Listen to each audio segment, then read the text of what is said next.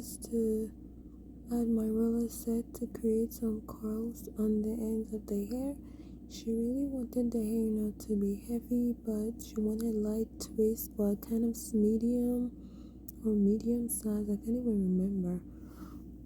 So after putting the roller set, I just pour some hot water over that to further maintain the curl pattern, and then I dry that out a little bit before adding my hair mousse using my all-time favorite mousse from Magic Fingers Shine and Jam. And then I dry that out using cold and warm air interchangeably, after which I'll take out the rollers and the curls are right there.